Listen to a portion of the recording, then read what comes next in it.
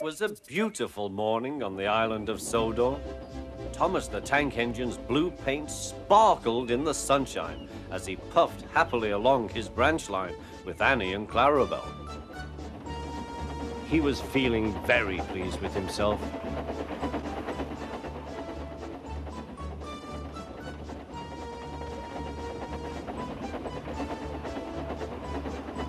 "Hello, Thomas," whistled Percy. "You look splendid."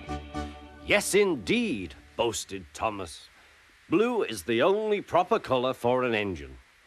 "Oh, I don't know. I like my brown paint," said Toby. "I've always been green. I wouldn't want to be any other color either," added Percy. Well, anyway, huffed Thomas, "blue is the only color for a really useful engine. Everyone knows that." Percy said no more. He just grinned at Toby. Later, Thomas was resting when Percy arrived.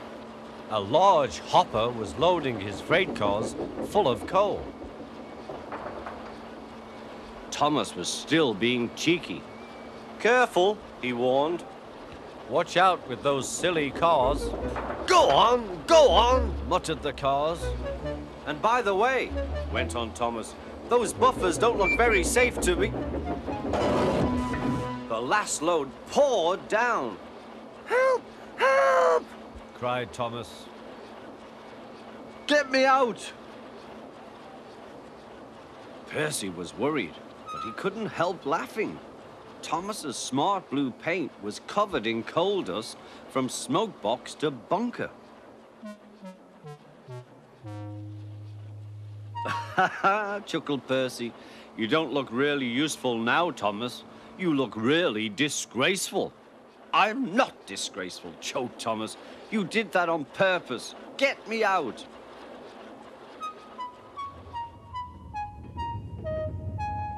It took so long to clean Thomas that he wasn't in time for his next train.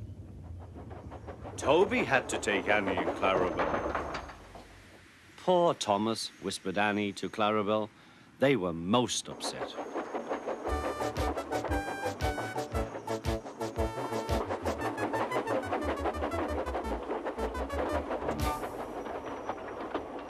Thomas was grumpy in the shed that night. Toby thought it a great joke, but Percy was cross with Thomas for thinking he had made his paint dirty on purpose.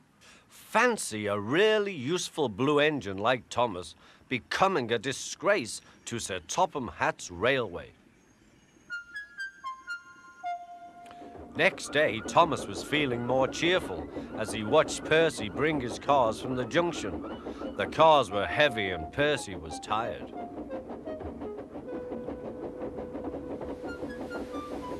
"Have a drink," said his driver, "then you'll feel better." The water column stood at the end of the siding with the unsafe buffers. Suddenly, Percy found that he couldn't stop. The buffers didn't stop him either. "Oh!" wailed Percy. "Help!" The buffers were broken and Percy was wheel-deep in coal. It was time for Thomas to leave. He had seen everything. "Now Percy has learned his lesson too," he chuckled to himself.